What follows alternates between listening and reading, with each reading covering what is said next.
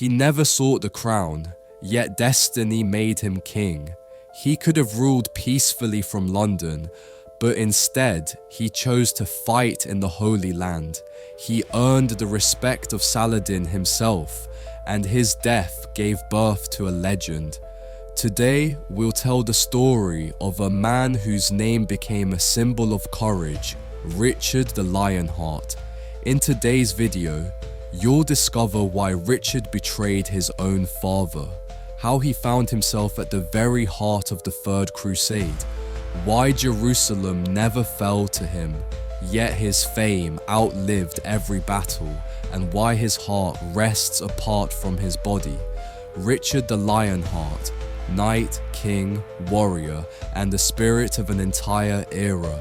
Share your ideas for future stories in the comments, and don't forget to subscribe for more journeys into history.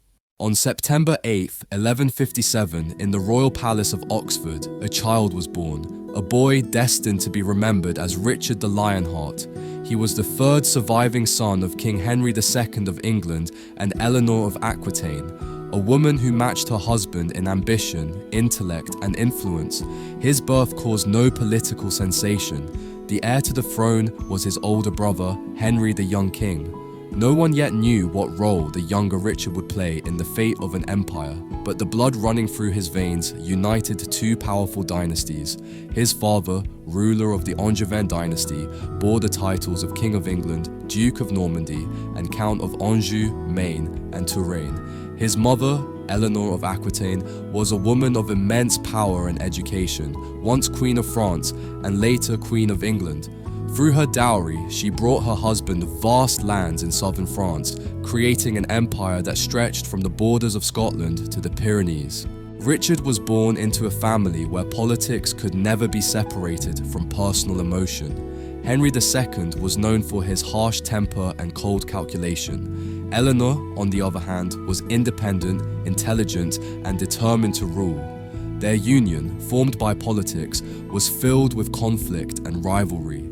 It was in this atmosphere that the royal children grew up: Henry, Richard, Geoffrey, and John. The eldest, Henry the Young King, was crowned during his father's lifetime, but never given true power. Geoffrey became Duke of Brittany.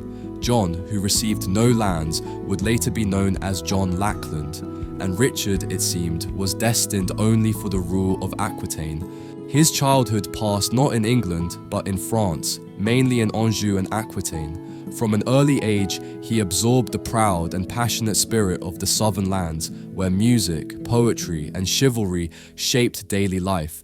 These regions were alive with troubadours, tales of valor and love, and complex bonds between lords and vassals. Eleanor, deeply familiar with these lands, made sure her son learned how to rule them wisely. Richard's education was broad.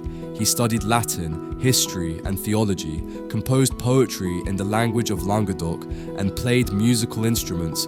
At the same time, he trained in swordsmanship, horsemanship, and archery, the skills of a future leader and warrior.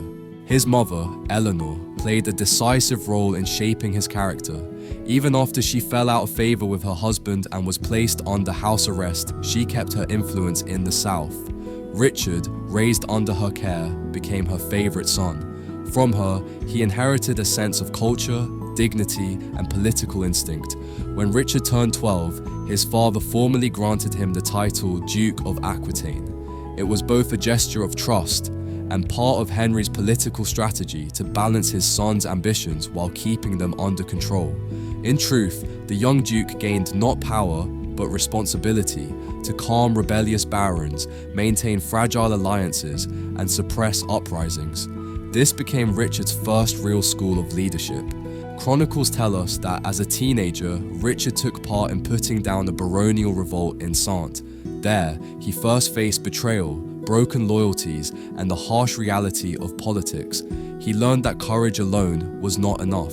True power required patience, strategy, and calculation. These lessons taught him caution and resilience. Meanwhile, another side of his nature emerged, that of a poet and musician. Many contemporaries noted that Richard composed and performed songs as skillfully as the finest troubadours. one of his songs, written much later while in captivity, still survives, a testament to his poetic gift and emotional depth. This rare blend of warrior and poet made him both admired and unforgettable among the knights of his time. By the age of 15, Richard was already tall, strong, and broad-shouldered, with reddish hair and a piercing gaze. He was respected for his determination and courage, and known for speaking his mind, without diplomatic pretense. While his elder brother enjoyed ceremonies and titles, Richard was learning to govern a restless province in practice. It was in southern France that he found independence, discovered his strength, and began to see himself not as a younger son, but as a leader. By the time he reached adulthood, Richard of Aquitaine was no longer seen as a mere prince. He was a man whose words carried weight and whose destiny was already taking shape, a destiny that would soon lead him into conflict with his own father. On September 8, 1157, in the royal palace of Oxford, a child was born. A boy destined to be remembered as Richard the Lionheart. He was the third surviving son of King Henry II of England and Eleanor of Aquitaine, a woman who matched her husband in ambition, intellect, and influence. His birth caused no political sensation. The heir to the throne was his older brother, Henry the Young King. No one yet knew what role the younger Richard would play in the fate of an empire, but the blood running through his veins united two powerful dynasties. His father, ruler of the Angevin dynasty, bore the titles of King of England, Duke of Normandy, and Count of Anjou, Maine, and Touraine. His mother, Eleanor of Aquitaine, was a woman of immense power and education, once Queen of France and later Queen of England. Through her dowry, she brought her husband vast lands in southern France, creating an empire that stretched from the borders of Scotland to the Pyrenees. Richard was born into a family where politics could never be separated from personal emotion. Henry II was known for his harsh temper and cold calculation. Eleanor, on the other hand, was independent, intelligent, and determined to rule. Their union, formed by politics, was filled with conflict and rivalry. It was in this atmosphere that the royal children grew up: Henry, Richard, Geoffrey, and John. The eldest, Henry the Young King, was crowned during his father's lifetime, but never given true power. Geoffrey became Duke of Brittany. John, who received no lands, would later be known as John Lackland, and Richard, it seemed, was destined only for the rule of Aquitaine. His childhood passed not in England, but in France, mainly in Anjou and Aquitaine. From an early age, he absorbed the proud and passionate spirit of the southern lands, where music, poetry, and chivalry shaped daily life. These regions were alive with troubadours, tales of valor and love, and complex bonds between lords and vassals. Eleanor, deeply familiar with these lands, made sure her son learned how to rule them wisely. Richard's education was broad. He studied Latin, history, and theology, composed poetry in the language of Languedoc, and played musical instruments. At the same time, he trained in swordsmanship, horsemanship, and archery, the skills of a future leader and warrior. His mother, Eleanor, played a decisive role in shaping his character. Even after she fell out of favor with her husband and was placed under house arrest, she kept her influence in the south. Richard, raised under her care, became her favorite son. From her, he inherited a sense of culture, dignity, and political instinct. When Richard turned 12, his father formally granted him the title Duke of Aquitaine. It was both a gesture of trust and part of Henry's political strategy to balance his son's ambitions while keeping them under control. In truth, the young duke gained not power, but responsibility to calm rebellious barons, maintain fragile alliances, and suppress uprisings. This became Richard's first real school of leadership. Chronicles tell us that as a teenager, Richard took part in putting down a baronial revolt in Saintes. There, he first faced betrayal, broken loyalties, and the harsh reality of politics. He learned that courage alone was not enough. True power required patience, strategy, and calculation. These lessons taught him caution and resilience. Meanwhile, another side of his nature emerged, that of a poet and musician. Many contemporaries noted that Richard composed and performed songs as skillfully as the finest troubadours. one of his songs, written much later while in captivity, still survives, a testament to his poetic gift and emotional depth. This rare blend of warrior and poet made him both admired and unforgettable among the knights of his time. By the age of 15, Richard was already tall, strong, and broad-shouldered, with reddish hair and a piercing gaze. He was respected for his determination and courage, and known for speaking his mind, without diplomatic pretense. While his elder brother enjoyed ceremonies and titles, Richard was learning to govern a restless province in practice. It was in southern France that he found independence, discovered his strength, and began to see himself not as a younger son, but as a leader. By the time he reached adulthood, Richard of Aquitaine was no longer seen as a mere prince. He was a man whose words carried weight and whose destiny was already taking shape, a destiny that would soon lead him into conflict with his own father. In the second half of the 12th century, the empire of Henry II Plantagenet seemed strong and unshakable, but behind the facade of its greatness, cracks had already begun to appear. The king, who controlled England, Normandy, Anjou, Maine, Touraine, and Aquitaine, dreamed of leaving behind a lasting dynasty, yet he himself had planted the seeds of discord within his own family. He believed that if he gave each son a title and lands, but not full authority, he could balance their ambitions. But Henry underestimated the force of their desires, and how deeply each son longed to be more than just a prince living in his father's shadow. In 1170, Henry crowned his eldest son, Henry the Young King, while still alive, not to hand over real power, but as a symbol of succession. This gesture only deepened the family's tensions. The young king gained a crown, but no income, no lands, and no real authority. Henry II continued to rule everything himself, refusing to yield any part of his vast domains.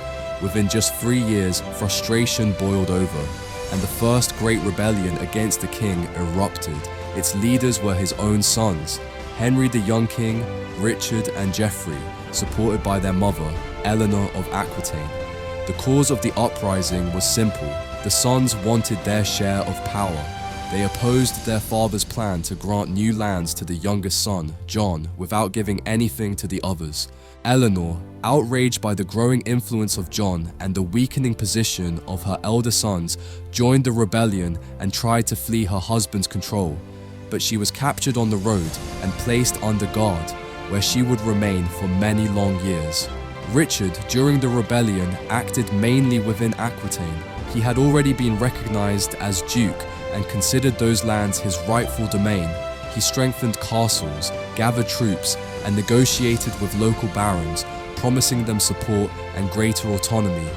In Poitiers, in the castle once ruled by his grandfather, William X, Richard prepared for defense and counted on help from Paris.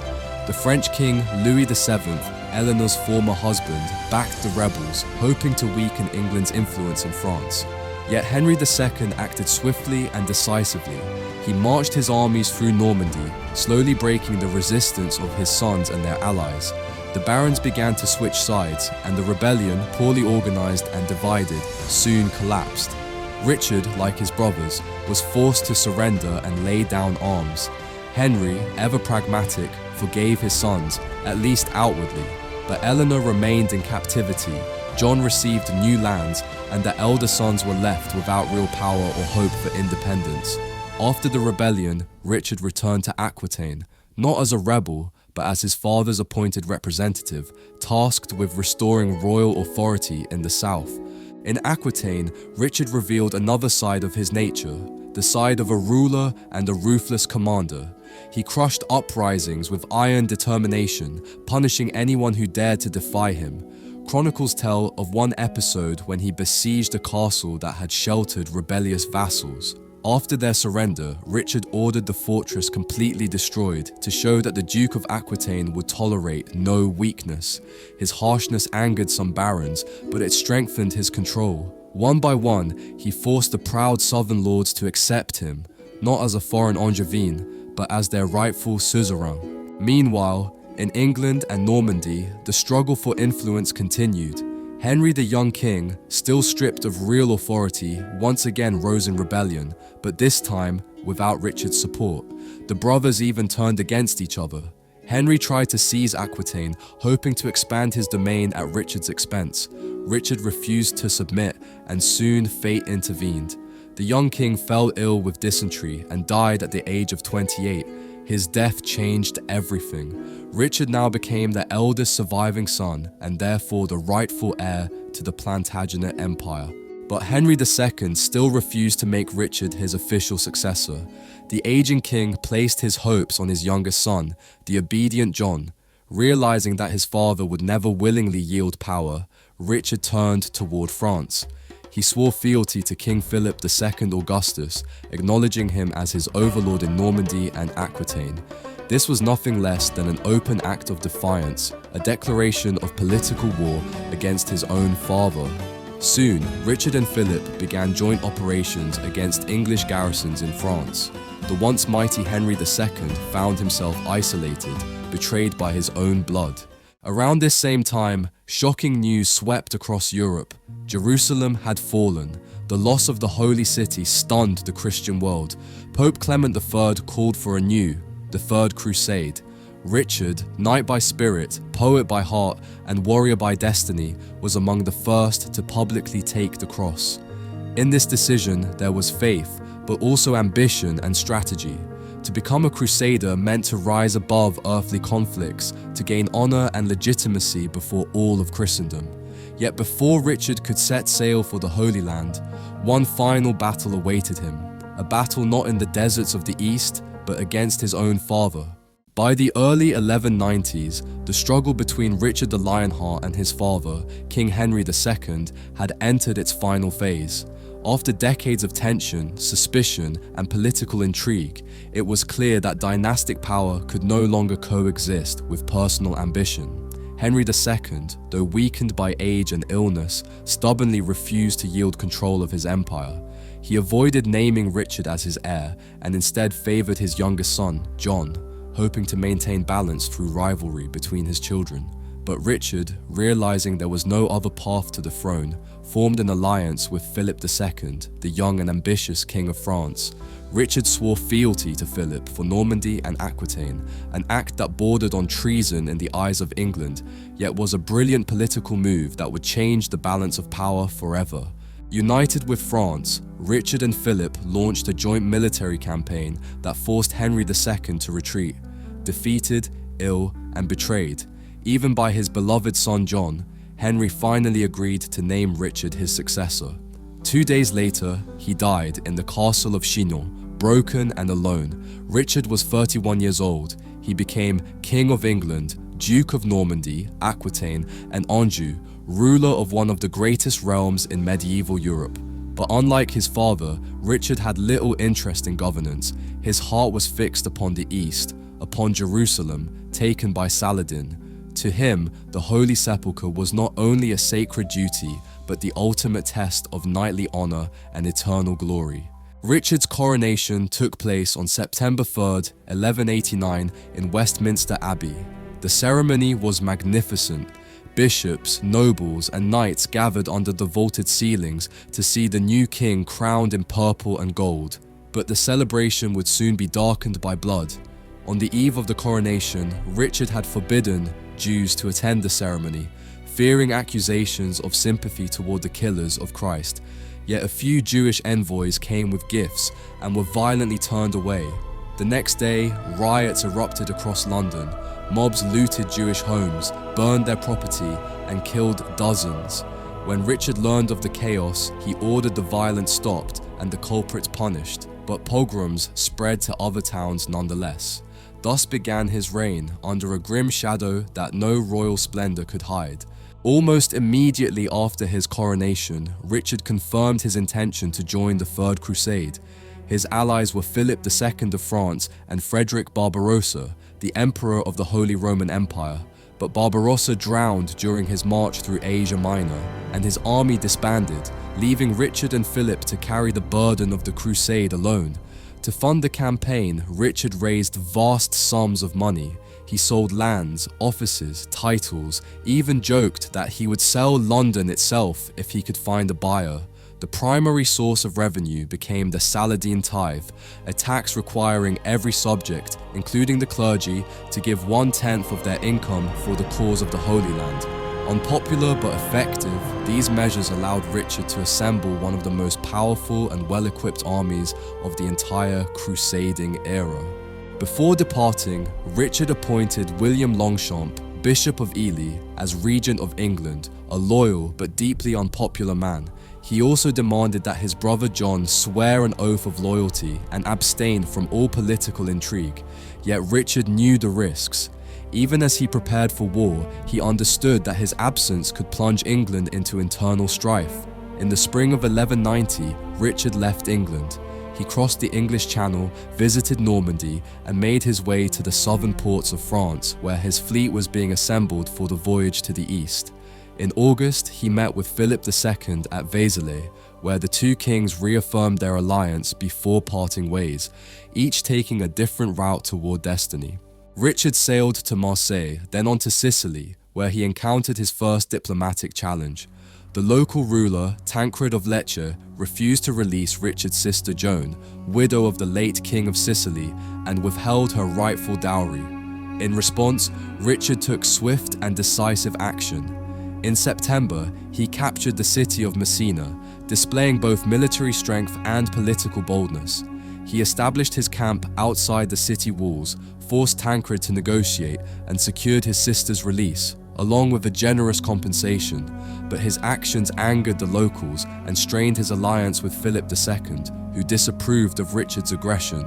By spring of 1191, Philip had sailed ahead to the Holy Land, while Richard remained in Sicily to prepare his fleet for the next stage of the Crusade. As Richard's ships left Sicily, a fierce storm scattered his fleet across the Mediterranean. Several vessels ran aground on the island of Cyprus, where the local ruler, Isaac Komnenos, refused to offer help to the shipwrecked crusaders. Richard responded as only a soldier king would. He landed his forces, defeated Isaac's army, and captured the island within days. Cyprus became a vital supply base for the Crusaders, a jewel of the Mediterranean now under Richard's command. There, amidst the spoils of victory, he married Berengaria of Navarre. Their union, though politically advantageous, lacked the warmth of love. Berengaria would never set foot in England and would play little part in her husband's reign. In June 1191, Richard departed from Cyprus and set sail for the besieged city of Acre, where the Crusader forces were locked in a brutal struggle against Saladin's garrisons.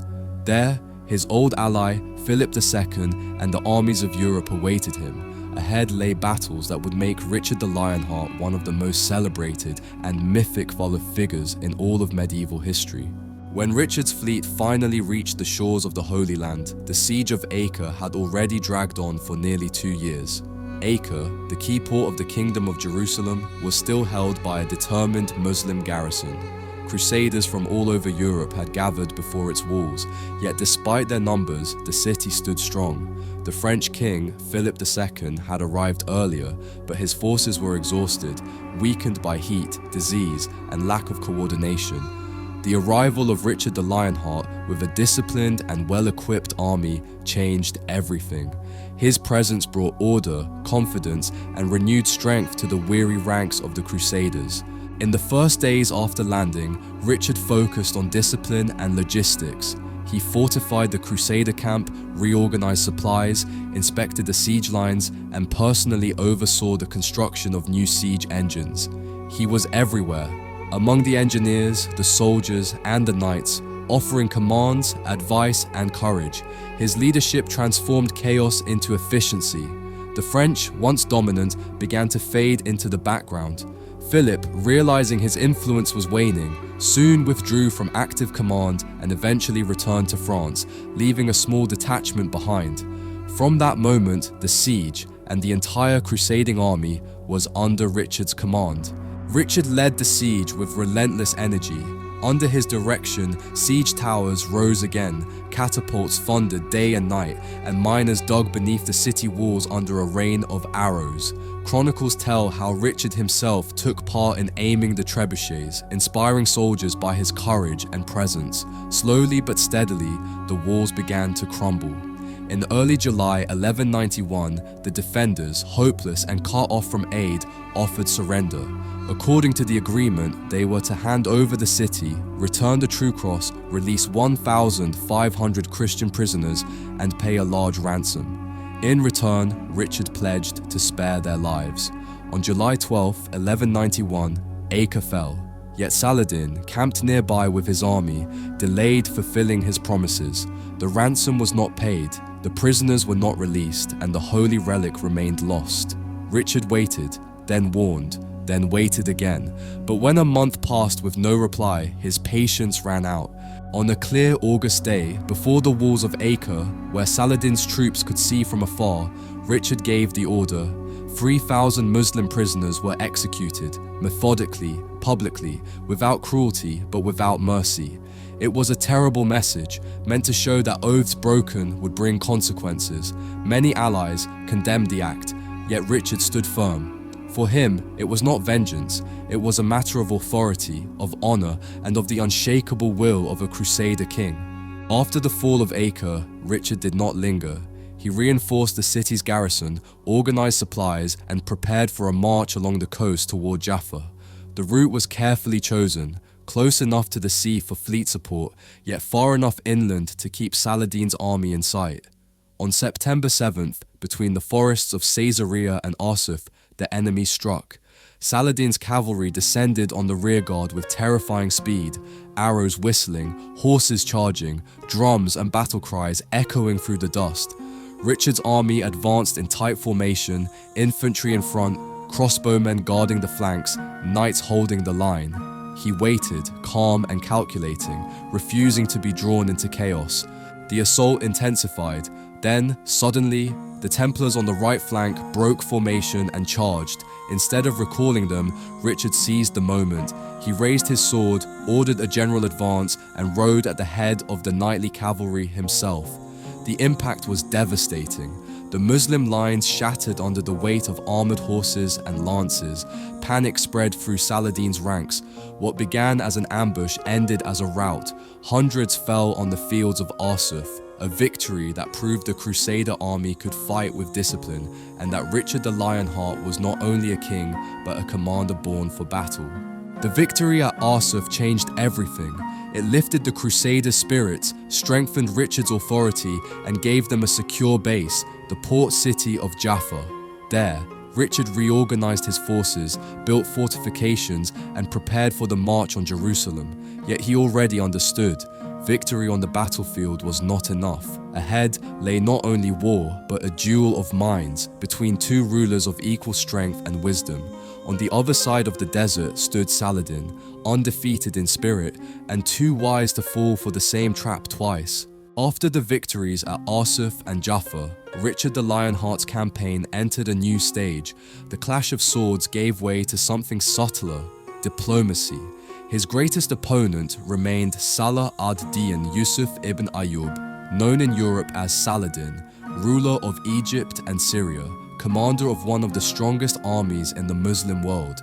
Saladin was a devout man and a masterful statesman, capable of uniting tribes and rival rulers under a single banner. Though defeated at Arsuf, he was far from broken. His forces were still strong, his fortresses in central Palestine still held, and the morale of his army remained high. He understood that while the front had stabilized, the threat of a Christian assault on Jerusalem was growing ever more real. Richard, meanwhile, saw his army growing weary. Supplies were dwindling, and the heat of the Holy Land sapped the strength of his men. Negotiations began, and they were about far more than peace terms. Unlike many Western barons, Richard did not see Saladin as a barbarian or an infidel.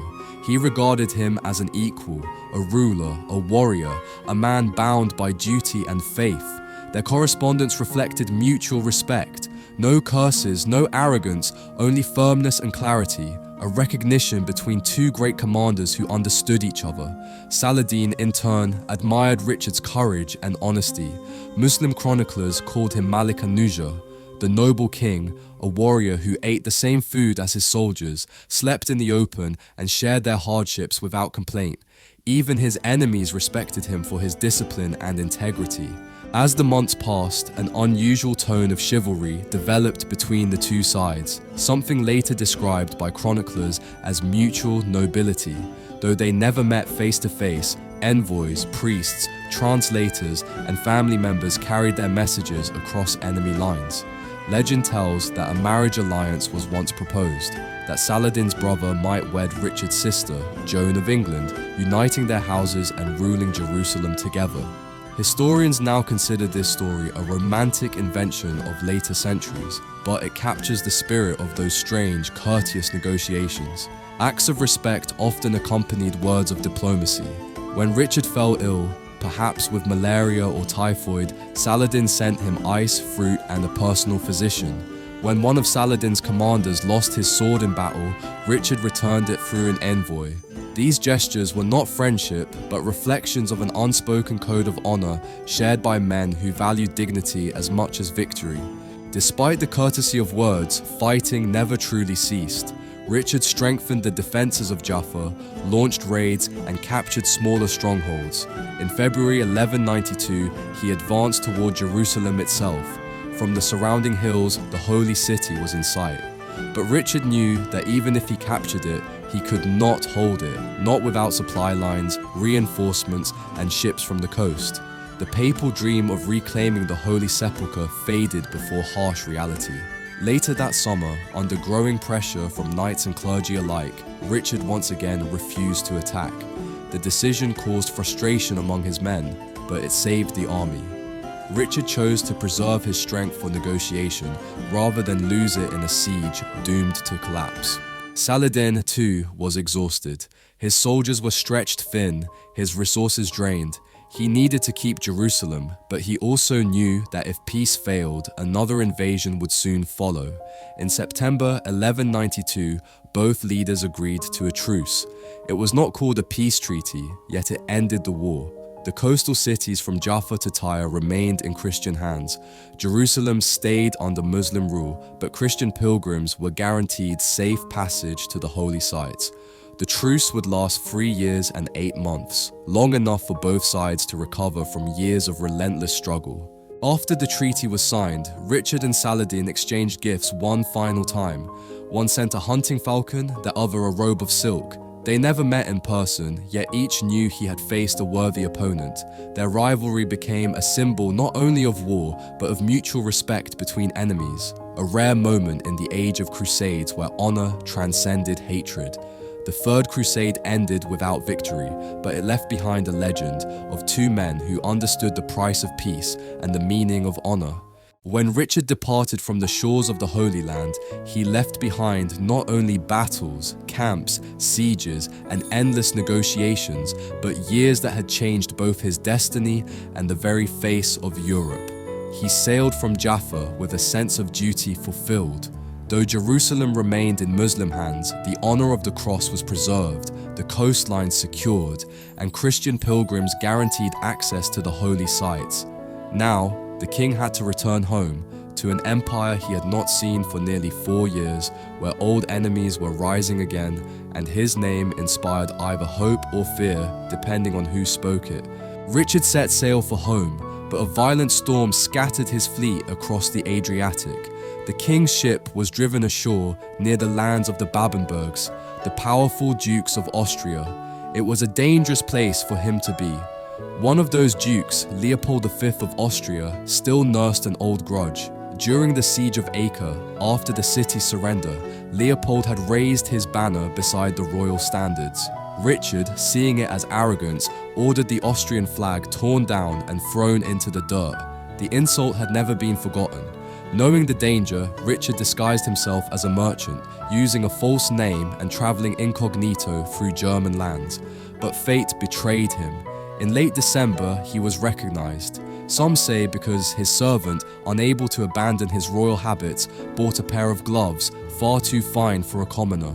Whatever the cause, Richard was captured by Leopold's men and taken to the grim fortress of Dürnstein, perched high above the Danube. From that moment, Richard's fate lay in the hands of his enemies. The Duke of Austria had no legal right to hold a king, but soon he handed his prisoner over to Emperor Henry VI of the Holy Roman Empire. The emperor, wary of English and Norman influence in Europe, saw in Richard not just a rival, but an opportunity, a hostage who could bring both power and wealth. The news of Richard's capture spread like wildfire. England trembled, France rejoiced, and in the court of Prince John, ambitions long hidden began to stir. John quickly sought an alliance with Philip II of France, offering gold and promises if the emperor would keep his brother locked away. Across Europe, letters and bribes passed in secret, as kings and emperors weighed what Richard's freedom was worth. In England, chaos loomed. The regents Richard had appointed were losing authority, barons wavered, and the people were restless. But one woman refused to yield, Eleanor of Aquitaine, Richard's mother. Though elderly, she threw herself into the struggle with the energy of a queen and a mother combined. She wrote to Rome, to the emperor, and to Pope Celestine III, denouncing the king's capture as an unholy act, a crime against the laws of Christendom. The Pope responded by excommunicating Duke Leopold for his role in the abduction, yet Richard remained a prisoner. Emperor Henry demanded an enormous ransom, 100,000 silver marks, nearly 3 years of England's entire royal income. The task of raising such a sum was staggering. A special tax was declared across the realm. Churches melted down chalices, monasteries gave up their treasures, and common folk offered silver coins and jewelry. The same people who had once paid for the Crusade now paid again to bring their king home. Richard spent nearly a year and a half in captivity, first at Dürnstein, then at Trifles Castle. His treatment was not cruel, but his freedom was gone. Cut off from the world, he remained defiant and strong in spirit. Chroniclers say he composed songs in the Occitan tongue, and one legend tells of his loyal minstrel Blondel, who searched for him from castle to castle, singing a familiar tune beneath each wall until he heard Richard's voice answer. Whether true or not, the story became a lasting symbol of loyalty and friendship, a poetic echo in an age of war and betrayal. By the spring of 1194, most of the ransom had been gathered. Emperor Henry, satisfied with his gold, agreed to release his prisoner. On February 4th, Richard the Lionheart was set free. Escorted through France under heavy guard, he met his mother once again, and in March he returned to England, greeted with relief, joy, and tears. The crown regalia were restored to him, his throne reaffirmed, and councils summoned to stabilize the realm. Yet peace was not to last. Waiting for him were his brother John, still hungry for power, and Philip of France, ready to test the strength of the Lionheart once more. The man who had faced Saladin and survived captivity would now have to prove again that his title, the Lionheart, belonged not just to legend, but to the living king who held his crown upon the edge of a sword. When Richard the Lionheart finally set foot on English soil, he was met not only with joy, but with unease. The nation awaited its king, yet no one knew what kind of man would return, a weary prisoner or a ruler reborn. He arrived at the port of Southampton in early March and soon travelled to Winchester, where his second coronation took place. More symbolic than political, a declaration that royal power, though tested by captivity, had never been broken. Richard did not linger in England. He remained for only a few weeks, just long enough to reaffirm his rights to the throne, hold council with his barons, appoint loyal men to key positions, and levy fines upon those who had betrayed him. His brother John, once ready to seize the crown, was publicly pardoned for the sake of political peace, but stripped of real influence. Eleanor of Aquitaine, Richard's mother, continued to play a vital role in governance, especially in the southern provinces, where her authority remained unshaken. Richard's true concern lay across the Channel. In May 1194, he left England once again, crossing into Normandy, where a fierce war awaited him. During his captivity, Philip II of France had strengthened his position, seizing key fortresses and winning the loyalty of many Angevin lords. What began as a struggle for family inheritance had now become a war for the balance of power in Western Europe.